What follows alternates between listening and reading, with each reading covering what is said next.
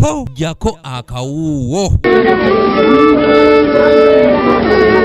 Wabadde ng'atongoza National Unity Platform ng'ekibiina ky'ekipya enkya ya leero e Kamwokya wano mu Kampala, Robert Kyagulanyi Ssentamu omubaka wa Kyaddondo East ategeeza nti bulijjo abawagizi b'ekisinde kya People Power wamu ne bannabyabufuzi ab'enjawulo babadde bababuuza ku kabonero ke bagenda okukozesa mu kulonda kw'omwaka 2021. People power, our power, our power, people power. Finally, I know there are those who may ask where this leaves our comrades that we have been working together, our comrades who belong to already registered political parties and organizations.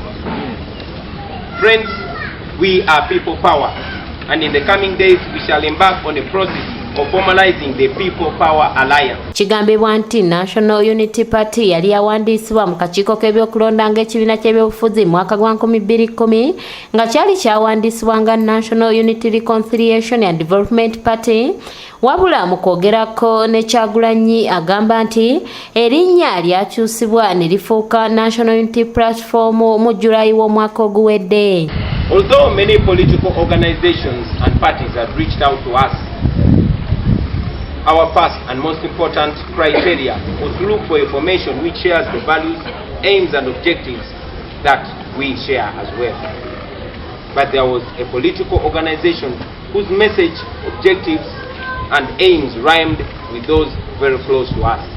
And in order to make the message stronger, in July 2019, we went ahead and successfully changed the name of this political organization from the National Unity Reconciliation and Development Party to the National Unity Platform. Wow. Abadde akulira National Unity Platform Moses Kibalamankonge agamba nti obuvunaanyizibwa bwonna babukwasizza Kyagulanyi nga kati ye mukulembeze omujja ow'ekibiina kino. All formalities were sorted and ironed out. We signed all the necessary documents, legal documents, and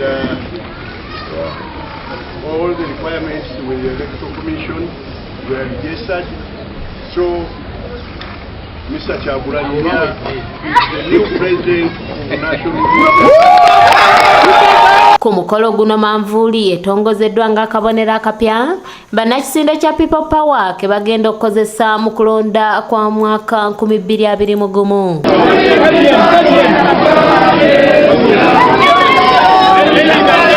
Kyagulanyi agamba nti okulangirirwa kw'ekibiina kino tekugenda kujjawo nkolagana ebaddewo ne bannabyabufuzi abali mu bibiina ebirala. Shall be comprised of different political formations and parties which we have been working with all along, and of course those that are willing to join us moving forward.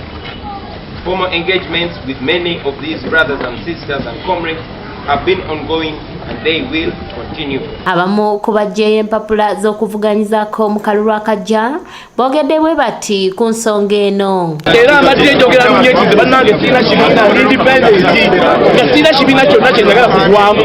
Naye ekisinde bwe kyajja ffe twasooka okwambala ekisinde kino kya People Power.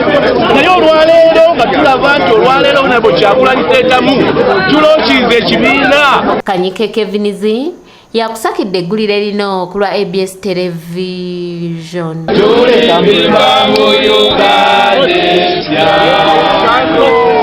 the struggle is over.